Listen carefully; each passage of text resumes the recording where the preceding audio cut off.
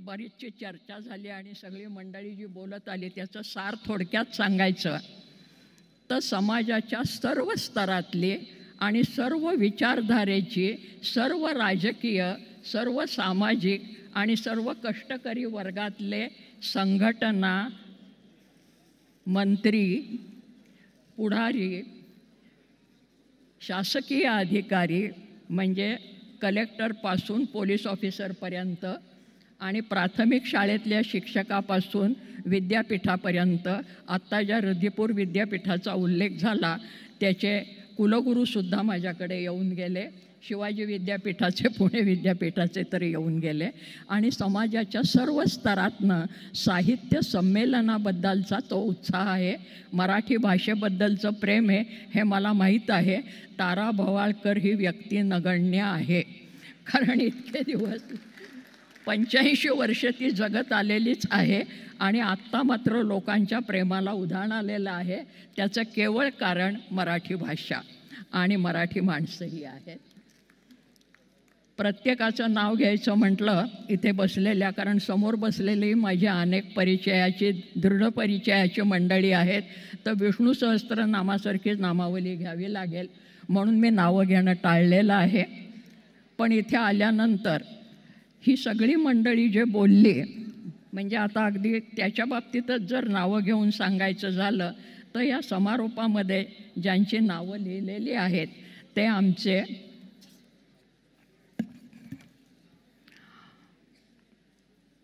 अजितदादा जे बोलले त्याच्यातला एक मुद्दाम सांगते की त्यांनी मला अक्का करूनच टाकलं.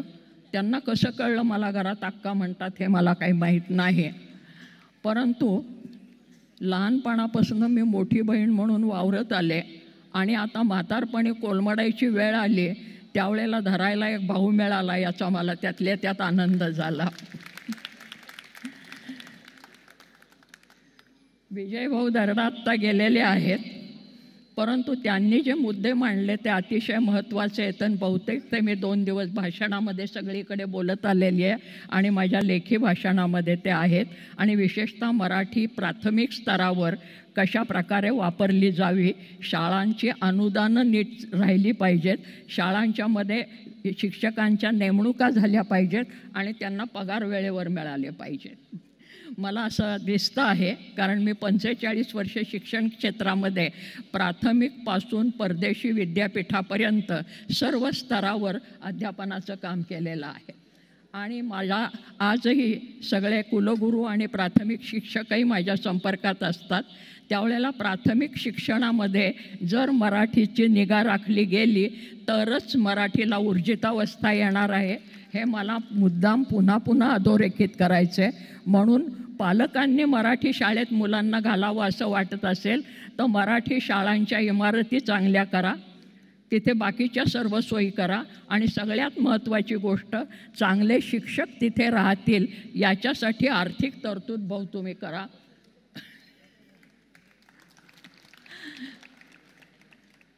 कारण शिक्षकांना पगार वेळेवर मिळत नाहीत, अनुदानं मिळत नाहीत, मराठी शाळा बंद होत आहेत, त्यांच्या जागा विक्रीला निघत आहेत. माझ्या घरासमोरची एक फार सुंदर जागा मी गेली 55 वर्ष जिथे शाळा भरत होती ती आता विक्रीला काढलेली आहे. ही अवस्था सांगलीसारख्या ठिकाणी असेल तर पुण्या मुंबईसारख्या ठिकाणी काय होत असेल.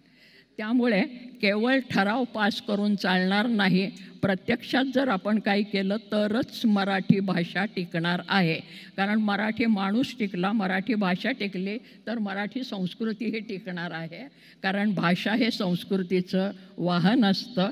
म्हणून विजयभाऊ दर्डांनी बऱ्याच गोष्टी सांगितल्या, कारण आमचा लोकमतमुळे बऱ्याच वेळेला संपर्क आलेला आहे, त्यामुळे त्याची मी पुनरुक्ती करत नाही, लेखी भाषण वापरत आपल्या लक्षात येईल. उदय सामंतांनी बऱ्याच गोष्टींची तरतूद केली असं ते म्हणतात, त्या प्रत्यक्षात आल्या तर जास्त बरं होईल असं मला त्यांना मराठी भाषकांच्या तर्फे विनंती करावीशी वाटते.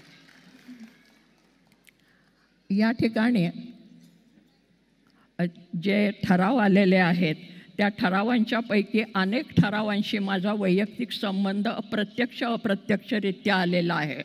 कारण कर्नाटक महाराष्ट्राची सीमा, गोवा आणि महाराष्ट्राची सीमा यांच्या आसपास मी असते, त्यामुळे तिथल्या भाषिकांची जी काय अडचण आहे ती इथे मांडण्याचा प्रयत्न केलेला आहे.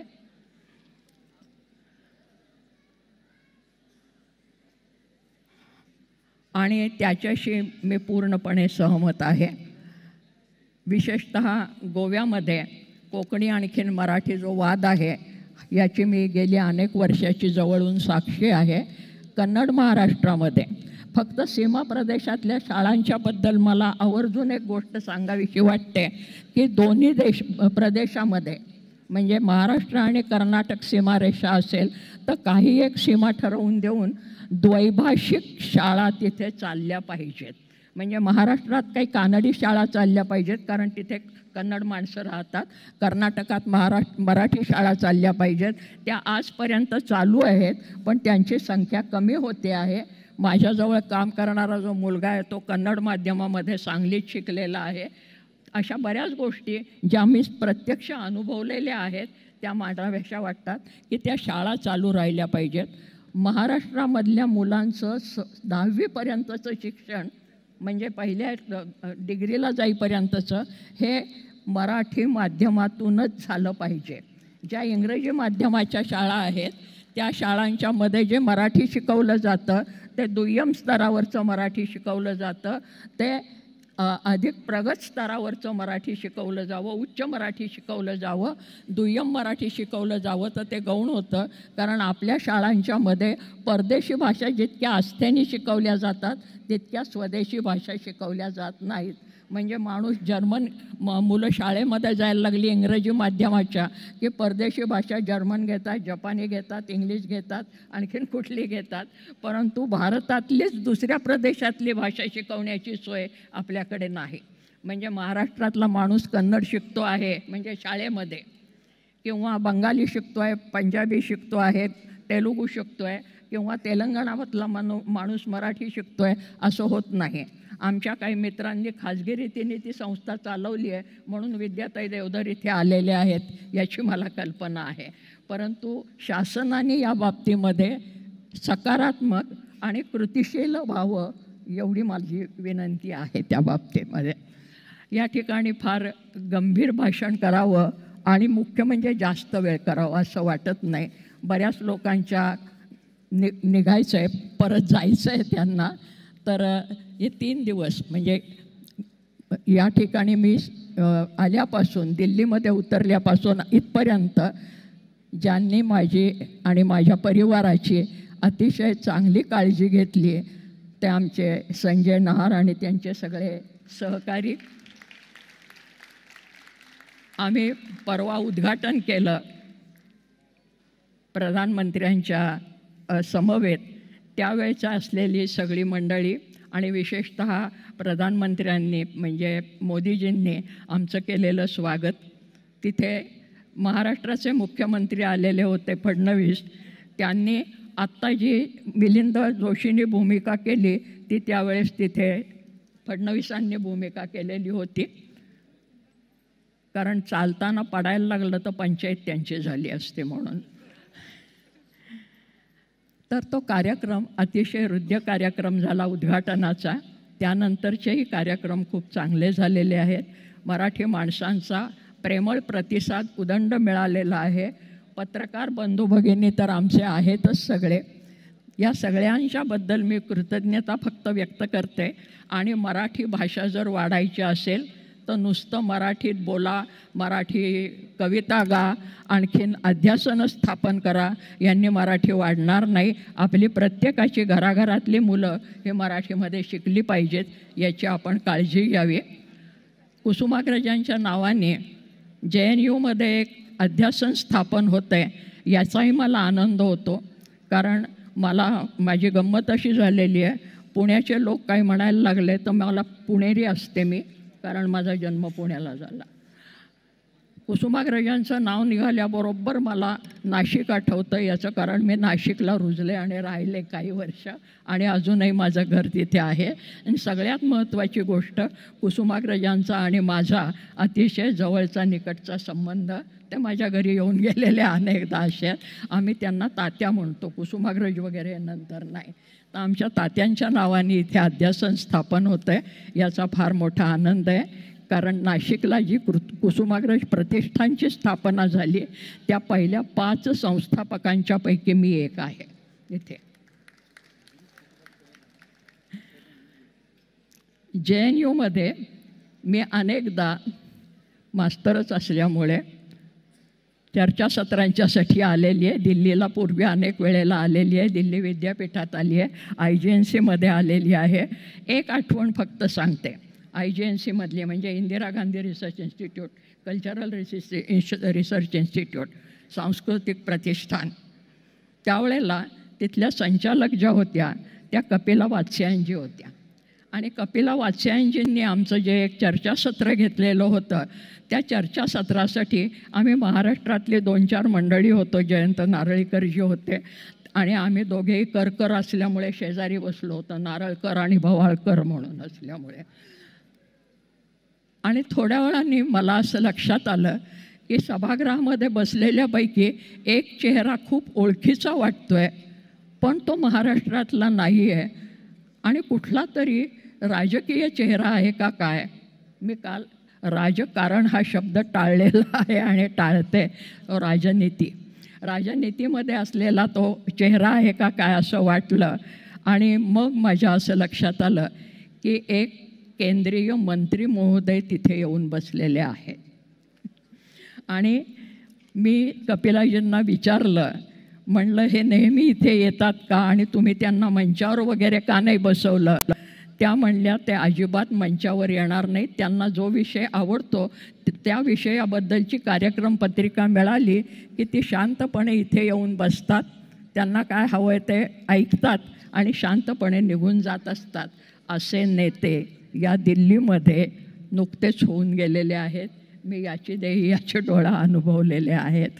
तर सांगायचं तात्पर्य, आपल्याला ज्ञानक्षेत्र जर वर्धिष्णू करायचं असेल तर ज्ञानाबद्दलची इतकी आच आणि आस्था असलेल्या व्यक्ती जर असतील तर तो समाज निश्चितपणे ज्ञाननिष्ठ होतो. मगाशी ज्या अजींचा उल्लेख केला, पुस्तकाचं दुकान आणि पुस्तकाचं हे, तर ही सगळी मंडळी माझ्या खूप जवळची आणि परिचयाची आहेत. पुस्तकाचं गाव, कवितांचं गाव, कादंबरीचं गाव अशी गावं निश्चितपणे होतील, पण मराठीचा भाव मनात असेल तर त्याचा जास्त चांगला उपयोग होऊ शकेल असं मला वाटतं. आणि यापेक्षा मराठीबद्दल आपण सगळ्यांनी बोलत असताना आमचे म्हणजे मी ज्या भाषाशास्त्र जिथे शिकले त्या पुण्याच्या डेक्कन कॉलेजमध्ये आणि आंतरराष्ट्रीयचे भाषावैज्ञानिक होते अशोक केळकर, त्यांच्या शब्दात सांगायचं झालं तर भांडायचं झालं तरी मराठीत भांडा, कारण आम्ही मराठी माणसं भांडकुदळ म्हणून प्रसिद्ध आहोत असं म्हणतात. पण मराठी माणूस फार भांडू शकत नाही. तो लगेच गळ्यात गळेही कसा घालतो हे आपल्याला माहिती आहे. पण मराठीचं वैशिष्ट्य असं आहे महाराष्ट्राचं, जे मी कालही सांगितलं आणि आजही सांगितलं, महाराष्ट्र या भूमीचं वैशिष्ट्य की ती महाराष्ट्र ही भूमी एक पाय तळ्यात एक पाय मळ्यात अशी कन्नड आणि मराठी या 2 भाषिक प्रदेशांच्या सीमेवर आहे. आणि त्यामुळे एकीकडे कन्नड संस्कृतीचा प्रभाव जबरदस्त आहे आणि दुसरीकडे कर्नाटकातल्या प्रदेशामध्ये मराठीचा प्रभाव जबरदस्त आहे. हे मी गेली अनेक वर्ष अनुभवते आहे की महाराष्ट्रामध्ये जी हिरवी साडी चोळी लेकीला लागते ती फक्त महाराष्ट्रात आणि दक्षिणेकडे आहे, उत्तरेकडे कुठेही नाही. आणि पुरणपोळी ही पुन्हा हुरणहुळगी करून ती आमच्याकडे आलेली आहे की मुळात ती हुरणहुळगी कर्नाटकातली. तेव्हा कर्नाटक महाराष्ट्रामध्ये सीमावाद आहेत. सीमावादाबद्दलची जी प्रश्न आहेत आणि जो ठराव आत्ता मांडलेला आहे त्याचं पत्र मीच उषाताईंना परवा आणून दिलं, कारण ती सगळी मंडळी माझ्याकडे आलेली होती. तर माणसं ही खूप चांगली असतात, माणसांना माणसं हवी असतात आणि त्यांच्यामध्ये राजकारणामुळे भेदभाव निर्माण होऊ नये एवढीच माझ्यासारख्या सामान्य नागरिकाची आणि मराठी भाषिकाची, कुठल्याही भाषिकाची हीच अपेक्षा असेल. दिल्लीचंही तेच स्थान आहे. केवळ इथे मराठी छावणी पडली म्हणून नव्हे, जसं कर्नाटक महाराष्ट्राची सीमारेषा ही एकमेकीमध्ये मिसळलेली आहे, तसं दिल्लीचं आहे स्थान. कारण दिल्लीच्या ज्या निरनिराळ्या व्युत्पत्ती आहेत त्या शब्दांच्या निर्मिती, की दिल्ली हा शब्द निर्माण कसा झाला, देहली, उंबरठा, हा उंबरठा आहे, हा उंबरठा आहे. आणि हा उत्तरेकडचा लोकांना जर इकडे यायचं असेल हिमाचल प्रदेशातनं खाली, तर हा दिल्लीचा उंबरठा ओलांडल्याशिवाय त्यांना येता येत नाही. आणि त्याच्यासाठी दिल्ली हे महत्त्वाचं केंद्र पौराणिक काळापासून आत्तापर्यंत आहे. महाभारतामध्ये जे हस्तिनापूर होतं ते हस्तिनापूर म्हणजे दिल्लीच, हे आपल्याला माहिती आहे. तर अशा या सगळ्या संमेलनामध्ये, हे संमेलन आहे आणि या संमेलनामध्ये जर हे सगळं टिकायचं असेल तर आपल्या सगळ्यांच्यामध्ये एक सहनशीलताही पाहिजे आणि एक उदारमनस्कताही पाहिजे. ती दोन्हीकडे असणार आहे याबद्दल माझ्या मनात शंका नाही आहे, ती आहेच. आणि म्हणून कुसुमाग्रज प्रतिष्ठान स्थापन करत असताना कुसुमाग्रजांच्याच एका त्यांनी मध्ये एक कविता लिहिली होती की मराठी भाषा ही विनवते आहे, मीच विनविते हात जोडून अभिवादन माझं करू नका. मला जर मान द्यायचा नसेल, मला पोतेऱ्यामध्ये सारखं वागवायचं असेल तर उगीचच माझा गौरव करू नका. परंतु जर गौरवच करायचा असेल तर पुन्हा कुसुमाग्रजांच्याच कवितेतला एक छोटासा तुकडा संबंध कविता बेताने आपल्याला माहिती आहे. तो काय आहे, जसं ज्ञानेश्वरांनी सांगितलं, भूता परस्परे पडो मैत्र जीवांचे, की भूतमात्र प्राणीमात्र हे परस्परांचे मैत्र असावेत. कारण बाकीची नाती ही कोणीतरी लादलेली असतात. मैत्री हे नातं हे स्वतंत्र नातं असतं, आपलं आत्मस्वीकृत नातं असतं. मी ज्याला मित्र म्हणू तो मित्र असतो, शत्रू म्हणू तो शत्रू असतो. आईबाप निवडता येत नाहीत, मित्र निवडता येतात. त्यामुळे आपण निवडून सगळ्यांशी मैत्रभाव राखावा. आणि म्हणून कुसुमाग्रजांची जी ओळ आहे किंवा कुसुमाग्रजांची कविता आहे की संस्कृती म्हणजे काय, प्रेम आहे संस्कृतीचा सारांश. एकमेकांशी प्रेम करणं, प्रेमाने वागणं हा संस्कृतीचा सारांश आहे. एवढा घेऊन आपण बरोबर जाऊयात. मला हे संमेलनाचं अध्यक्षपद दिलं. काल रवींद्र शोभण्यांनी माझ्या हातामध्ये ही धुरा दिली आणि आपण मोकळे झाले. आता छान हसत बसलेले आहेत तिथे. मला वर्षभर म्हातारीला हे सगळं व्हायचं आहे आणि यालाच आपण सगळ्यांचा हातभार असणार आहे. किंबहुना हे अध्यक्षपद तुमचं आहे, माझं काही नाही आहे तेथे. त्यामुळे हे तुमचं अध्यक्षपद तुम्ही निभवावं अशी फार तर मी विनंती करू शकते आणि मला शक्य असेल ते मी करीन. 86 वर्षानंतर याच्यापेक्षा जास्त काही सांगता बोलता येत नाही. आपण सगळेजण सुहृद भावानी इथे आलात, मला खूप बरं वाटलं. धन्यवाद.